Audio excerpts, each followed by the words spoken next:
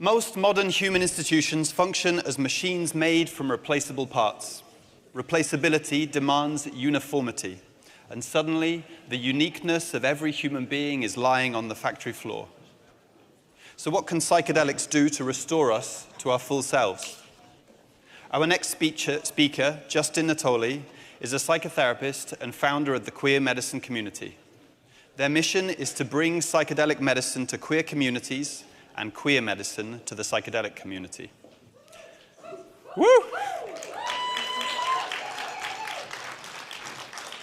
They also work as an advisor to the Shakruna Institute for Psychedelic Plant Medicines. So, welcoming ladies and gentlemen and everything in between, here today to talk about how psychedelics can heal the trauma of normal, please welcome Justin Natoli.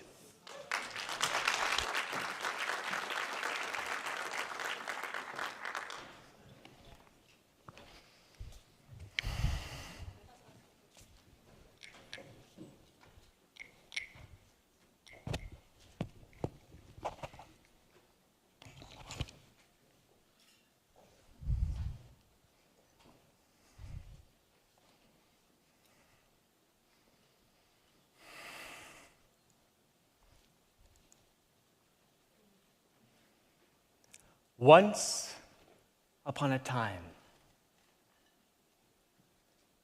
the world was an interconnected web of kin. Each being was unique and celebrated for its differences. The trees whispered to the birds, the rivers flowed into the oceans, and the animals roamed free. All beings lived in harmony and reciprocity, and each being was respected for the gifts that it alone could share. But one day, a great spirit of hunger entered the world. It didn't like harmony and balance. It wanted to grow and grow without limit. Now, to accomplish this, the hunger spirit played a trick on the humans. It wove an illusion that there was only one path instead of many. And it convinced each human that its path was the truth, and that those who walked other paths were sin instead of kin. The illusion of sin spread like a disease, corrupting the minds of the people, causing them to treat the queerness of what they could not understand as a problem to fix, rather than a sacred mystery to explore for its gifts. And so the people gathered together according to their sameness, and because they needed to fit in, they squeezed themselves into boxes and cut off the parts of themselves that didn't fit. And in doing so, they lost touch with their own unique medicine. Well, this pleased the hunger spirit greatly, because the humans became hungrier and hungrier to fill the void of what they had cut out of themselves. And because the people were no longer kin with the natural world, the earth became an it instead of a she. Now the people could take and consume as much as they pleased without giving back. The forests were cleared and the animals were tamed. The rivers were dammed and the waters diverted. And everything continued to grow and grow without limit. And whatever didn't fit the mold was cast out. Oh, but the queer essence of the world could not be contained. For, in the beginning, Creator said, "Let there be light." And you see, light has this peculiar quality. It is, at the same time, both a particle and a wave, matter and energy. It is two-spirited, and its beingness transcends and connects one and the other. Light is queer. And so, in the beginning, queer energy was the spark of existence that ignited this universe into being, and it can be suppressed, but never extinguished. And one day, light returned. It broke through the darkness of sameness and appeared as a rainbow. The glimmering beauty of diverse colors captivated the hearts of the humans and reminded them that the world is a tapestry, woven from many threads, each thread adding its unique color to the pattern. Each thread necessary to hold the cloth together. And so the humans began to weave themselves back into the tapestry. They learned to respect and honor the gift of the other, and to see the beauty in what they don't understand. And slowly, but surely, the illusion of sin faded away, and all beings respected each other as kin once again.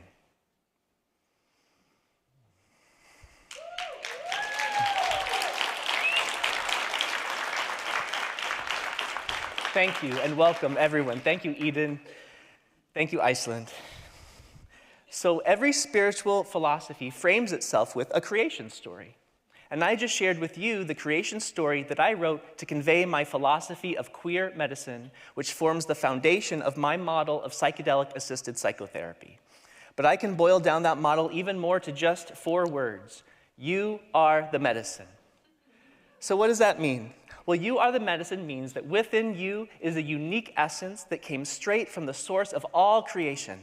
And this unique essence, which I think is similar to what Will talked about yesterday about our soul, right? This unique essence is the greatest gift that you can offer this world because only you can offer it. And if you don't express it, it will be lost forever. You are the medicine also means that our differences are sacred. If we were all the same, life would be stagnant.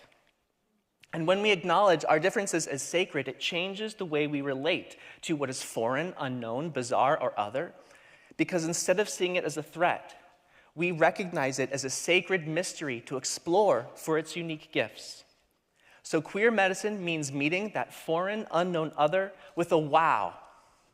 That one difference, meeting the other with a wow, changes the way we relate to each other, to our planet, and even to ourselves. Because it puts us on a treasure hunt to discover all of the unique bits of that unique essence. Now, unfortunately, our dominant culture doesn't recognize as sacred all of the marvelous manifestations of human diversity. It's based on an illusion that there's a normal way that humans are supposed to be. So we shrink ourselves, put ourselves into boxes, cut off the parts of ourselves that don't fit, and in doing so, we lose touch with our unique essence. And the world loses your greatest gift. So today, we'll get a little taste of the queer medicine philosophy, and my hope is that it brings you a greater appreciation for the gift that you are. So let's start by defining queer. Queer is a charged, complex word because it's used as a pejorative, and that's because in the dictionary, dictionary defines queer as differing in some way from what is normal. And as a verb, it means to spoil the effect or the success of something. So we see right away, baked into the definition of the word queer, is this presumption that something exists called normal, and it positions queerness in opposition to that as abnormal. And then it spoils something? Well, of course, that sounds like a pejorative. So I needed to change the definition of queer to keep what's essential in it, but to take away the pejorative tone. What's essential is this sense of a type of otherness, and its disruptive quality, but it doesn't spoil something. Instead, it transcends the categories altogether that disrupts a dominant illusion. And as a verb, to queer something means to bring back in what was once cast aside. So here, it keeps the sense of a type of otherness, but instead of other as abnormal, it's other because it transcends the categories altogether. And it keeps its disruptive quality. But what it disrupts is a dominant illusion, which we need to disrupt from time to time. So it turns the old definition on its head. It's not queerness that's the problem, it's the illusion of normal that's the problem. This also expands queerness far beyond just gender or sexual orientation to talk about all of the parts of ourselves that don't fit neatly into this illusion that there's this binary limited reality. It takes it from a label to a type of archetypal energy. So psychologist Carl Jung described archetypes as innate universal structures or symbols within the human psyche. They're like psychological blueprints that shape the way we construct our subjective reality. They're universal across cultures. When we encounter archetypal energy, it resonates deeply within us. Some examples of archetypes are the warrior, the hero, the villain, the wise elder, are concepts of archetypal masculine and archetypal feminine energy, which exists far beyond gender. It's a terrible name, but that's what we've got. But these describe these complementary primary forces of the universe, one active and one receptive. But it's not just two. Two is tension. Two is pulling each other. It needs a third to connect the two. So this missing third is this archetypal queer energy. Every world culture has figures that represent archetypal queer energy because they transcend traditional gender categories. And they all tend to represent the same thing. They connect. They turn binaries into spectrums. They connect opposites. They are fluid, transformation, paradox, non-duality, and fantasy and imagination. So this is a primary archetypal force that belongs in the trilogy along with archetypal masculine and archetypal feminine. It's like the corpus callosum that connects the left brain and the right brain. We don't think about it because it's different, it's queer. Some other examples of things that contain archetypal queer energy: neurodivergence, because it challenges our idea that there's one normal way that the brain is supposed to be. Dreams are queer because they exist not in our waking life, not in our unconscious life, the space in between that's full of paradox, fantasy, and imagination. I think octopuses are queer because they're so unknown, they're so different from anything we can imagine. We're in awe of them, but at the same time, we project the monstrous quality, right? Our relationship, our edgy relationship with queer, because they often show up as monsters in our mythologies. Language, yes, language is queer. The artist who started today was talking about his voice. Voice is queer because it's ever unfolding, always changing. It doesn't exist in a solid form, and it connects me to you, right? And so the suppression of types of language is, again, a type of suppressing of queer energy. Wow. Let's see. And so your unique essence is also queer because it's ever unfolding. It's infinitely expansive. You can't put it in a neat box. It's not just a trait of your personality. It's a living presence inside of you. In psychedelic therapy trainings, they refer to it commonly as your inner healing intelligence because it is like a consciousness that is greater than your ego consciousness. And it loves you. It's been walking beside you since your first breath, whispering its guidance and encouragement to you, hoping that you'll listen. Wow. And throughout human history, different cultures have honored as sacred this archetypal queer energy. In many Native American cultures, two-spirited people who transcended traditional gender categories had sacred roles in their tribe as healers and ceremony leaders. And one of the reasons why the colonists justified their genocide was because they demonized this archetypal queer energy as heathens, and that's part of why they committed the genocide. So this colonist attitude spread, and it changed our relationship with archetypal queer energy. So now, instead of experiencing the mysterious other as a mystery to explore with a wow, we see it as a threat. We went from wow to uh-oh. And this shift from wow to uh-oh has fundamentally changed our world. In his book, Sapiens, author Yuval Harari discusses the unique human ability to communicate about and imagine fictional concepts that don't exist in physical reality. Fictional concepts like nations, laws, religions, money. Now, these things exist, but they exist in our imagination. They don't exist in the physical world. And he argues that it's a unique human ability to be able to imagine and talk about these things, and it's actually what allows us, it allows us to organize ourselves into large societies based on these principles. He writes, "The truly unique trait of sapiens is our ability to create and believe fiction.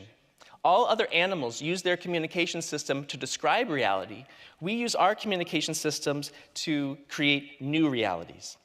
And now, whereas many indigenous cultures organize their society around the concept of harmony, our colonist post-industrial culture organizes itself around the concept that there's a fixed, normal way things should be. Now, when I say normal is an illusion, I'm not talking about statistical averages. Yes, there's a statistically average height, intelligence, and yeah, statistically, most people are primarily attracted to a gender other than their own. When I say an illusion, normal is an illusion, I mean this replacement for statistical averages with the idea that that's what's natural or the way things ought to be or real.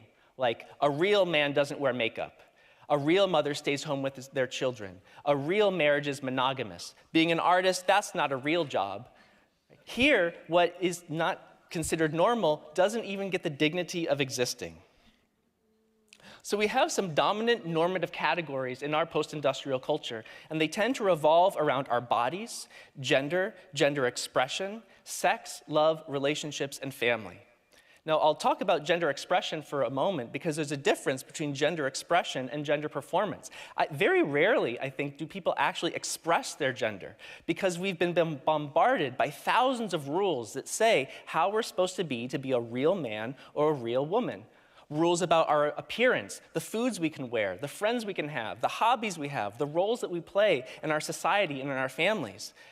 And it prevents us from actually expressing our gender. I love finding products that really make it absurd, this gender performance, right? Powerful Yogurt, Dude Wipes, Flushable Wipes, and Bro Masks. These are 3 different companies, but the color palettes are the same, and the font is the same. It looks like it could be from the same manufacturer, and that's what normal does. It just makes everything the same.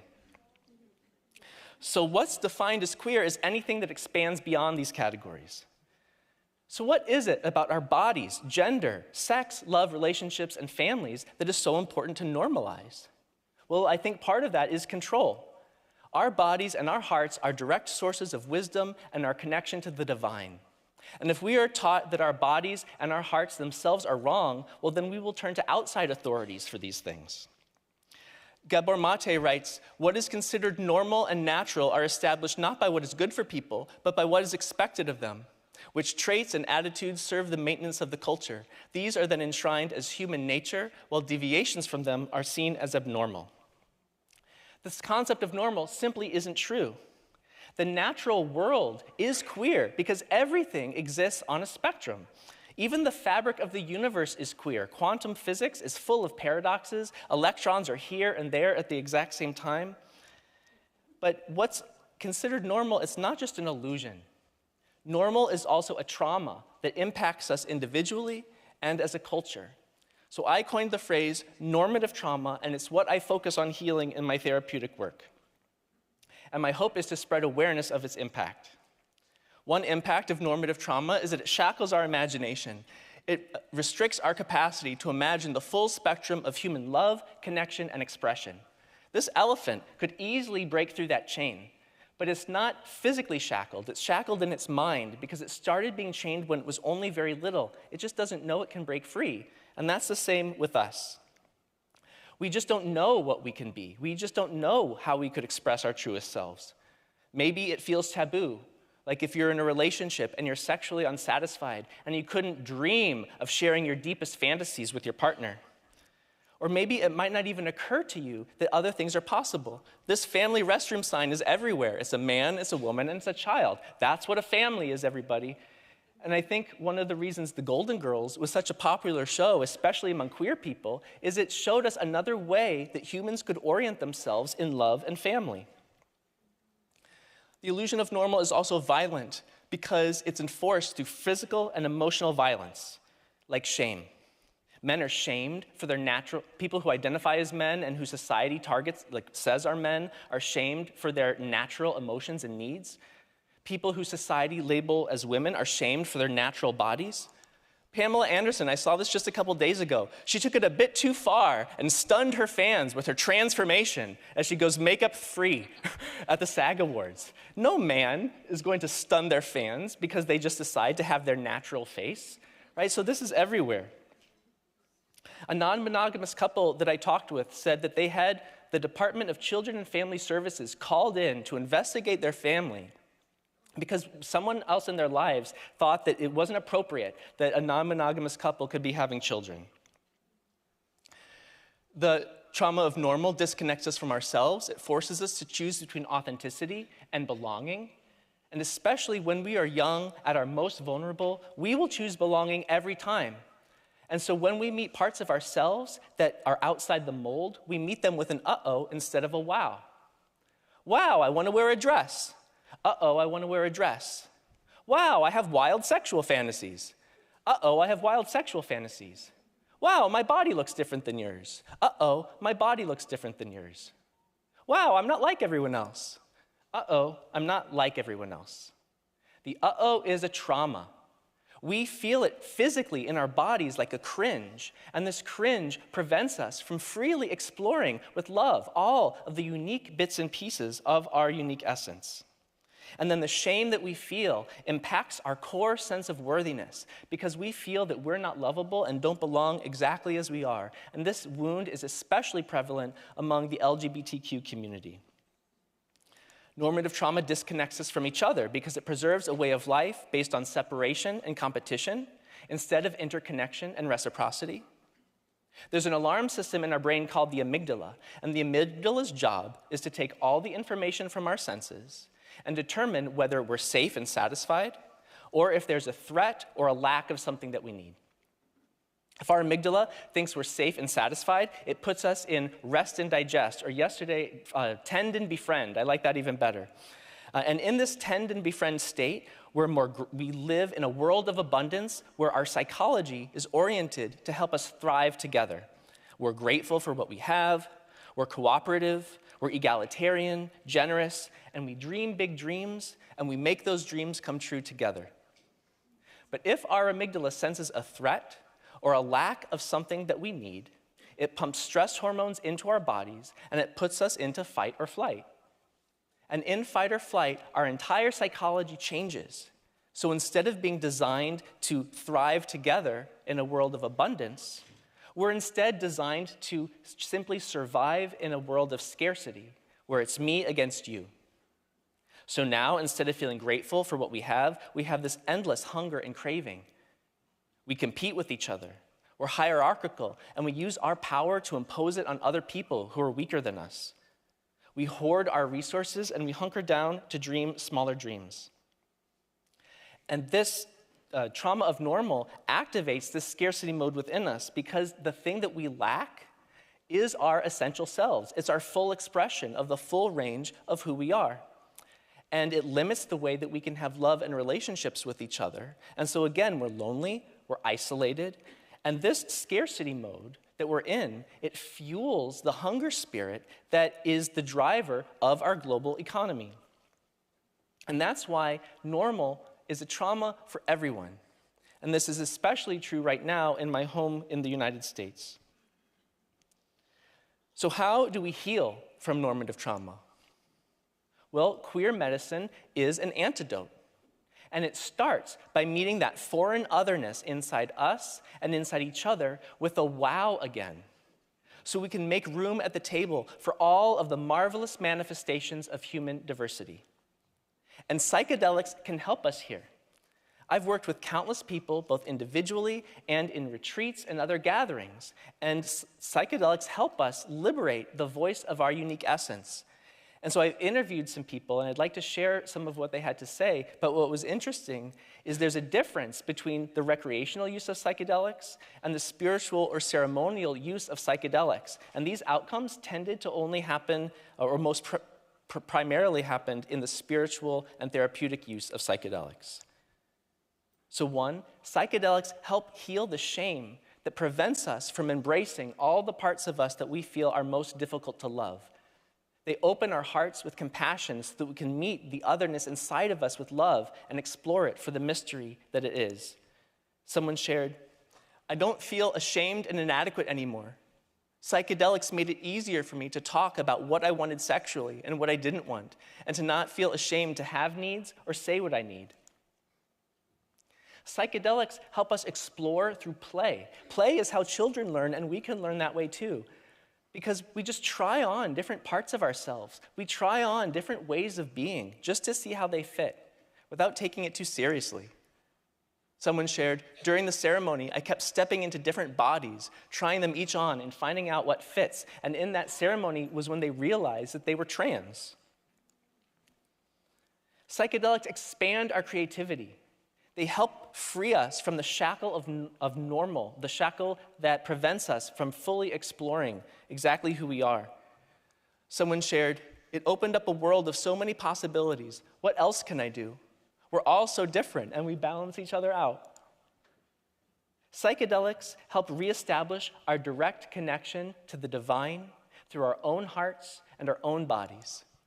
Someone shared, "Psychedelics opened my skin, opened my heart, opened my soul to trust in pure love, to trust in my own body."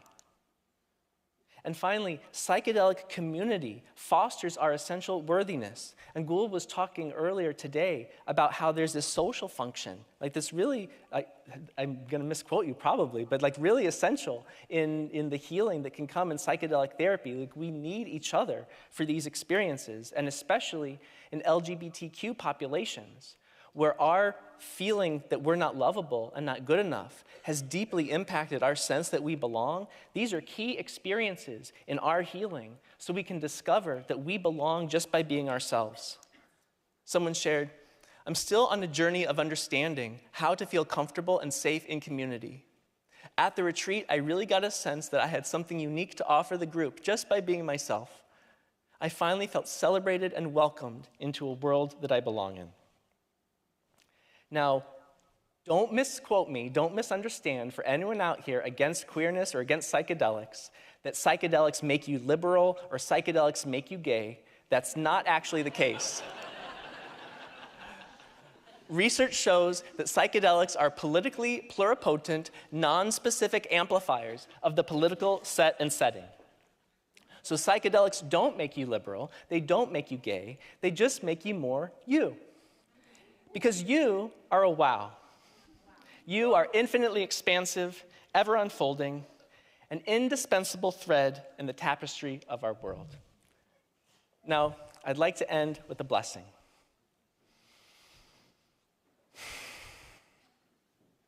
To all of us, may you find the courage to love and release your truest self. May you find kinship in community that celebrates your unique essence. May your queer medicine flow freely through this world.